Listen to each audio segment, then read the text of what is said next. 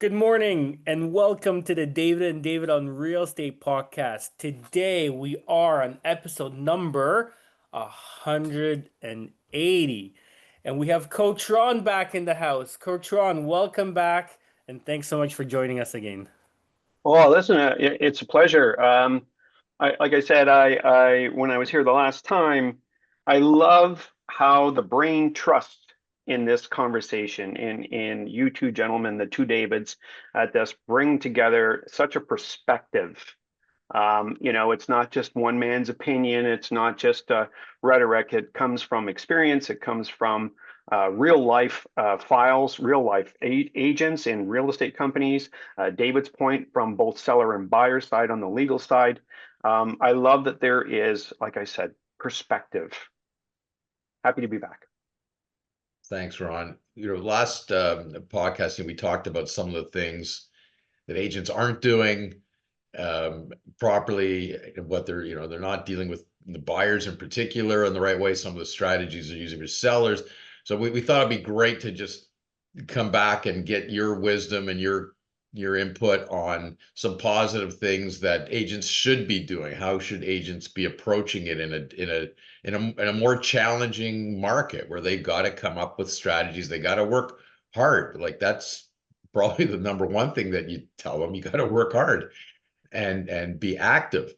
So maybe you could just give us some good strategies, tips, and tricks. Yeah, absolutely. And to your point, David, about the work harder. I was having this conversation recently. I tackled a new market once upon a time in my real estate career where I didn't know anybody there. I didn't have any friends or family there. I had bought a house in a city that I wasn't familiar with. I didn't know the streets at this point. And the only way I knew how, I mean, I brought 25 years of real estate experience with me at that time. So I'm like, listen, I can sell anywhere. As long as there's houses for sale, I can sell them. And I made a commitment, probably more to myself than my family, that I would do everything possible to be a success in this particular city. So I sat at my desk from 5 in the morning, and I mean, I'm a morning guy, but 5 is still night on everybody else's watch. But at 5 o'clock in the morning, I would be sitting at my desk with a big Red Bull, had them all the way through the day, all the way to 11 o'clock at night. And I did that for 2 years straight. And I'm talking 7 days a week because I thought if you just worked hard, everything you would want you would get. And the revelation for me was at one point when my wife was packing up our very young children at the time to go to, the friend's cottage and, to camp and stuff like this. She said, they carry your picture because they have no idea who you are. Wow. Wow. Wake up call. So fast forward, I facilitate a program called 100 Days to Peak Performance. And people kind of go, is it a real estate coaching thing? No, I give you the, say this, do that in my one-on-one private coaching clients. But the 100 Days to Peak Performance is literally working hard on you. And what I find is a lot of the challenges that realtors come to me with that bring, their challenges and problems and things they want to fix and systems they want to put in place, they aren't ready. So they're not conditioned. They're not emotionally, mentally, etc., conditioned to be ready to have a business like real estate. Like you go to real estate school, there's nothing real estate school teaches you about how to sell a house. Nothing. Zero. They teach you nothing about running a real estate practice as a business. Nothing. They do teach you the rain screen principle. And for those that don't know what it is, it's the hole in the brick at the bottom of it that water slides behind your wall and goes out. I was taught that 44 years ago. Do you know how many times in 44 years I've been able to educate my client?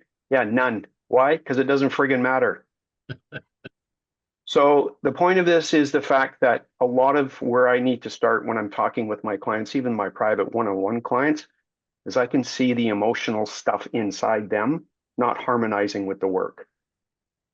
And they really struggle. And as soon as there's a setback, it's a trigger and they're off and everything gets, if this is shit, my systems are shit, the people I work with, my team is shit. And it's like, it has nothing to do with those people. Please, just, let's get you somewhere to get you good and whole with everything, and then come back into this business and it will just be bright lights everywhere you look. And I find that that's a big challenge for people. Like that's So where they Ron, stop. are you talking about mindset? Mindset, but more than that, David. It's not just kind of the hocus pocus situation. Get up, do yoga, kind of peace, love, Bobby Sherman. Here we are at that point. It's all in the daily practice. They that doesn't translate, to right now. If I asked, David, if I went into your office and said, "Hey guys, ideal client," everybody would say anybody with money. And then I say, how many people here have client challenges, like where you just want to go punch your client in the head? And it's like, oh yeah, okay, another bunch of hands. Guess what? They had money. So what was their problem? Their problem was they didn't align with you. You had no idea. You thought everybody was your client. I can tell you for a fact that's not the case, because you're not everybody's cup of tea as a realtor. Otherwise, there'd only be one realtor, right? So this isn't a matter of chameleoning to everybody at this point in time. It's kind of going, there's people that you've worked with that right off the hop you connect with. They are your people. You've met them 5 minutes over a cocktail party at this point, and you want to do business with them and they want to do business with you.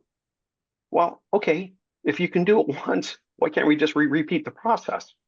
So it's really helping people under engineer who they need to be, this business owner. Who are they trying to attract, right? Is your calendar all over the place? Most of the time, I will tell you, when I take on a new client, they're overwhelmed. And I kind of say to them, hey, listen, we're going to get together for an hour a week.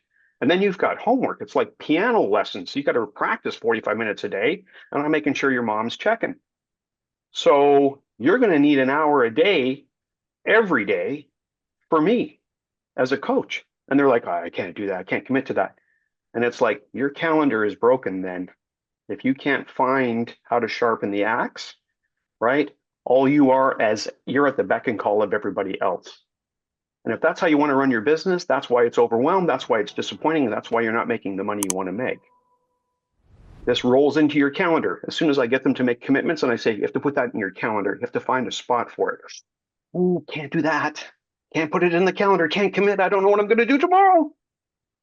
And it's like, if you can't commit at that point in time, we've got a bigger problem. So this is what I mean about, in many cases, they're not necessarily ready for their success. And most of the time, David, right, they're the reason of blocking their own success. They're ready at the marathon. They have all the cool tools. They have the white Mercedes. Look at them go at this point. And they're standing at the start line of this marathon and somebody's holding their jersey. Somebody's got their shirt in their hands and they're like, who the hell's tugging on my jersey? When I get them to turn around, I kind of go, describe who you see holding you back. It's like, well, it's me. And it's like, yeah, it's you. I knew it was you. Ron, I had a conversation with one of my top realtors the other day, and they called me and they said, David, I just saw this reel on social media, and, this guru that I really follow was talking about making 10, 15, 20-year goals. And this agent's going on and saying, how dare they? Like that, it doesn't make any sense. They don't know what it's like to be a realtor. And I said, wait a minute. Wait a minute. Let's talk about this because I think we really need to have a conversation about this. And I said to this agent, I said, you just started the conversation by telling me that you're feeling overwhelmed. Like you don't know, your schedule, you're running, you're doing this. And then in the same conversation, you're telling me that you listened to a guru setting goals for 20 years, and that's, too far out in your scope that, it's completely going over your head. So let's talk about those two ideas because that is a big problem. If you don't have a vision to set a 1 year, 2 year, 5 year, 10 year, 15 year, 20-year goal, then I'm respectfully going to say that's one of the biggest reasons why you feel so disorganized in your business because you have no idea what you're working towards. You're just in the 100%. trenches, literally, putting out fires, feeling overwhelmed, and you have no idea where you're going. I said, take a step back, allow yourself to have a bigger vision. Then you can break that down And then you will know whether you're doing everything that you need to do every day on a regular, consistent basis to get you to those bigger goals. But absent of that, you're always going to feel like you're running around with a chicken that has their, head cut off, not knowing what's going on in your business. So I did a quick little reel myself yesterday on a time management process that I show people to do, and it's a task audit. Literally, write down every hour on the hour what you're doing every day, and you can't just kind of write, between 8 and 9, gym, draw a line for 7 days, and I do it every day. No, no, you have to physically write it in, and then if you do things like, oh, I do emails Monday between 9 and 10. And you kind of go, which emails? I want very specific. How much of this is business, personal, follow-up, deal related at that point? And they go through. And the purpose of the task audit is for them to literally see on paper in their own handwriting what they do every day.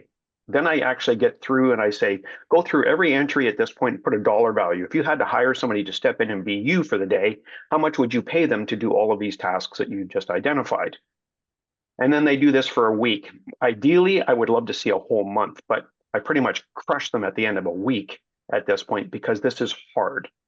It's a necessary exercise for the people that you just talked about at that point. And then I say, okay, so now add up all of your professional fee hours, your billables, and then show me the stuff that's administrative, stuff that you would pay 20, 25 bucks an hour to do. And they're like, I don't want to tell you the number. Why?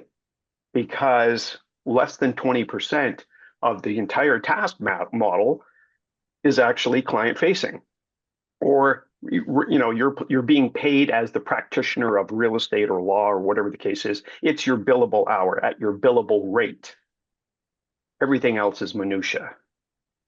And if you're wondering why your paycheck is a combination of both, it's because it's 80-20 minutia to actual performance pay.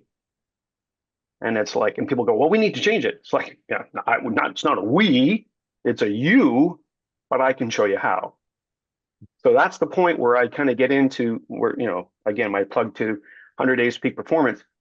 They have no idea. I just finished a session last week on this particular topic. And then we have a model that we call a door that allows them to have a systematic way to take apart that situation and put it in its right categories. If there is minutia stuff and we can find somebody to outsource the material to get it done, why the hell are you doing it? We have a $100, $200, $500 an hour guy doing Canva,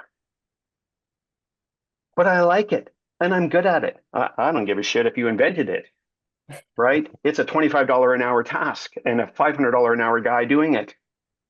Like, can you see the disconnect at this point? So, and then it's like, if you spent 2 hours for Canva to do your feature sheet for the weekend at this point, and somebody else could do it for 50 bucks because you make 500 bucks, you could do 2 hours of something else, client facing, or yeah, go to the gym. Do something that you want to do, something that's fun to do, something that you really like to do at this point in time. Because guess what? I bet you're way better at doing fun things than Canva. So, again, sometimes, the consultant in me pops out at this point and goes, I'm coming to your house. I'm going to look at your wrist watch and tell you the time because it's a really whole big bag of this is stuff you already know, David, right? I'm not reinventing some new widget or, mindset at this point in time. I'm telling you to do and use the things you already know how to do. I just bring them to the service and say, don't you already know how to do that? Oh yeah, I know how to do that. Well, then can we start doing that again? So once they kind of get that clarity, then we can help them build. My goal is, you see the mountains behind me in my screen saver at this point, and that's my goal. Like I get everybody to kind of jump off the bus. Like at Machu Picchu, everybody's all excited. They've climbed stairs for weeks and stuff like this. Or they bought new shoes from Sport Check, and they're going to go climb a mountain. They don't even make it to base camp. Half of them are, elevation sickness because they weren't acclimatized to a new environment, to a new thought process, to a new marketing idea at this point. And then just getting them through base camp. Some of them never leave upper base camp. They never start the ascent on the mountain. And that's okay. And I let them know it's okay. You got this far. Maybe the next time we get a little bit further up the mountain, away we go. But the point of this is for me to give them a trail guide Let's put stuff in. I'll give you a participant guide for a reason so you can fill it out. It's not for me. It's not to sit on your cadenza. It's not to sit in your library at this point in time. It's the toolkit. It is how to take this and make a 5-year, 10-year, 20-year plan. You have the trail guide. This is in your handwriting. These are the notes you wrote to yourself about how to change everything, how to build the quality of life you're looking for, how to build the kind of business that you want, that you can manage, and more importantly, that you can walk away from. Everybody right now with their systems, oh, I'm a referral guy. Good. Can you show me your referral guide? That means you're going to go away for a month. I'm going to have your guide, and I should be able to make the same money that you did because you built this so well. Blows realtors' minds. They manage transactional day-to-day activity, not long-term, planning, strategy. Ask CRA; they know really well. Everybody's chasing their tax. So it is, can I save the real estate world? Man, I wish I could. It's given me 44 years of a livelihood, and that's one of the reasons I have my passion for coaching, to give back, because there's clients that I have that eventually see the light, they get their aha, and then we're off to the races. I see the needle move dramatically in their business because all of a sudden something we did, something I said, something they thought, all of a sudden tweaked, and they went, "Oh, I got it. There we go. Knew you would, knew you could. Here we are." This is exactly what should be taught when someone's, wants to become a real estate agent. It's something that should be taught in law school when someone wants to become a lawyer. We didn't get any of that. Like the same problem. I went through it and nothing's changed. In the 40 years that I've been in practice, new lawyers coming out now, no one teaches them how to run a business, Yeah, how to be a day-to-day lawyer, how to talk to clients. Like it's not part of it. And that's what should be taught. So like, Ron, I'm glad you're doing it, and I'm glad everybody that takes advantage of opportunities to work with you do it, because it's the only way they're going to really get ahead, is to think about those things and then implement them too. yeah, and not chase, David, to your point about the gentleman listening to the guru stuff like this, right? You have the capacity to write your own book. You have enough knowledge. If you've been in the business, real estate business, for 5 years, that 5-year threshold, and I don't know if it translates to the lawyer side, but they used to say to us in real estate school, if you manage to stay in real estate 5 years, you're committed for the rest of your life. Whether you do it part-time or whether it just becomes a retirement strategy, you will be in real estate for the rest of your life after 5 years. So why not actually, take, if you've already been in the business for 5 years, go back, have some reflection, and build yourself a playbook, right? That you become the guru. The guru doesn't know how to sell real estate. They don't know your business. They don't know your market. They don't know your client demographic. You do. Why can't you build that playbook? Why can't you just, if we gave you a template to say, let me ask you, and you in all sincerity and candor have to be able to answer these questions truthfully, right? Who are some of these people? Who could you let go? Who's this whole group in your CRM, right? That really shouldn't be there. They don't serve you. They don't bring you joy. They don't send you referrals, right? They really shouldn't be part of your book. And we used to literally love living in our database. We used to love adding names to our Rolodex. That's how old I am, right? Now I ask people, and they have to go, I have 20,000 followers. Great. We put them all in a room at this point in time. How many of them would know you by name and by picture? And you could be able to do the same for them, right? These aren't contacts. These are not leads. This is just a grouping of people that stumbled across and went like at that point, and that's it. Like we talked a little bit about, the pre-construction situation. I know people like that are in brokerages like, House Sigma, right? My lovely wife worked there for 7 months, developed a database of 160 people in less than 3 months. 17 offers in, and not one of them confirmed. Not one of them turned into a deal. 17 offers. And she's not a slouch. She's not a goofball. I mean, she understands how to sell real estate, right? 17 offers and not one that went in. And here's why. Zero rapport. You're not my agent. You're just the one that unlocked the door. Okay. How big is rapport? How big is emotional connection? How big is that you are my client? How do I communicate that? How do I translate that to you so that you actually are an ambassador of my brand? If I've done my job really well, right, Mm. and you like my service, right? You're going to be the first person that says when they hear the word real estate, you should call David Mm. at this point. It is a fine art. This is a craft that we do, not a self-checkout. So I don't poo-poo online leads. I don't poo-poo AI. There's a place for all of this situation. But when you don't kind of still look at the fundamentals of how people transact, how people want to trust you with, oh, I don't know, just say $1 million, it does come down to having a coffee over the table, looking eyeball to eyeball occasionally at this point and kind of going, I'm your guy. Yeah. Ron, I titled this podcast, What Should Agents Be Doing in This Market? But in reality, the truth of the matter is that agents should be doing this in any market and not Anymore. reacting to the market. They should, systemize their business, do the same things day in, day out to consistently build and systemize their business. And then they wouldn't have to react to the market that we're in. 100%. I mean, I'm helping them build a boat and learn how to sail in rough seas. That's what makes a sailor. Anybody can float. And we've floated for the last few years easily as realtors. It was just like go out there and pick up money. Now all of a sudden it's kind of like we have no idea how to pick up money.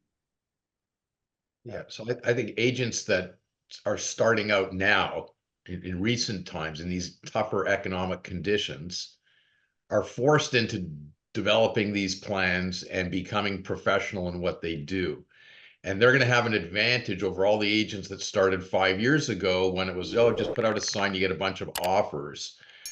Because they were so busy by just because the market was good that they never got a chance to really think about their business, organize their business, have a system, have a plan, get proper coaching and everything. So I think the agents starting out today in tougher times are going to be well suited. And then once you have that, doesn't matter what the economic conditions are, you've got an ability to adjust. You have a business, you're a professional. I agree 100%, David. And even the people that are, would be less than 5 years in the business, when I see them out, on a regular door knocking at this point, and that's a very old school practice. That's, 45 years ago we did that at this point, and they're hailing it as something brand new and innovative, and they're bringing out and they're doing talks in groups office, about door knocking. It's kind of like you didn't invent it. We were doing it when they delivered milk by wagon. That's how our flyers got out. So the point of that situation is what's old is new again, so to speak. But when I get on the phone and I talk to people that do reasonably well, we're talking, a $250,000 to $500,000 in GCI, and I'm asking about a listing presentation or a buyer presentation, they look at me as if I have four heads. Right? What do you mean you don't do a listing presentation? You don't have one. We don't have one. We just get there with a pen and, not even that. It's an iPad, and I kind of have a chit chat over FaceTime and send you documents, and away we go. Wow. And you kind of go, so how much of the expectations are you setting? This is why the client gets disenfranchised from you very quickly, because it's not based on value. It was based on a conversation and an e-signature, right? We had stronger value, back in the day when we were actually belly to belly with clients on offers, on listing presentation. We did an actual listing presentation. You had one, you had to have one, right? And, I find that the bigger teams, if they've had good coaching, they'd come back with, solid buyer plans, solid listing plans, and they can deliver it like it's, they wrote it in their sleep. And I'm like, that's how you're getting beat. The guy's not better than you. He's just using tools that were available to you as well, better than you do. Yeah. Yeah. And he You put don't the have time and one, and they effort use it to every day. Yeah, and he put the time and effort to rehearse and to practice and to role play and it's just coming out a little bit smoother and he looks like he's a little bit more prepared and he might not even be as good of an agent as you are, but guess what? He won the listing presentation and because you didn't prepare and you didn't put to get together a PowerPoint presentation, you lost, even though you might be a better agent. I had a conversation with a young woman. I remember her when she got into the business at this point, and this was my conversation with her. I said, I used to look back over my shoulder and I'd see you pretty much at the end of the line. Then I looked back a little while later and you were in the middle of the pack. Then I looked back once again. And I'm like, oh, there we go. The market finally grabbed her and she was gone. You know why? Because I was looking in the wrong direction. I looked forward and I saw you 3 heads ahead in front of me. The next time I went to look for you at this point, you were on the porch waving at us, kind of saying, go home, I got the listing. And she said, you know, I didn't invent anything. I had a really, really good coach that taught me how to sell real estate right from the beginning. And that's how I got onto the porch. I was a good student. I learned a process that served me and served the public. And this is what's happened.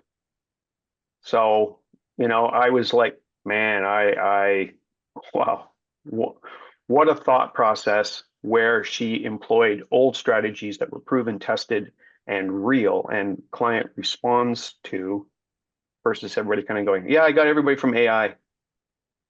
Yeah, okay. And that's why you'll end up in David's office in a lawsuit situation because they don't know you. They don't give a shit. They're just going to take you for every penny you're worth or not. Well, quite the predicament, Coach Ron. But listen, we're going to have you back in the next episode because I think we're going to really peel back some layers and dive in and tell agents exactly what they need to be doing to get deals done in this market. And we're going to walk them through step by step. So, Coach Ron, thank you so much for joining us. And we look to have you back on the David and David on Real Estate podcast next week. Thank you, gents. Appreciate it. Thanks, Ron. Yeah, so good to have you.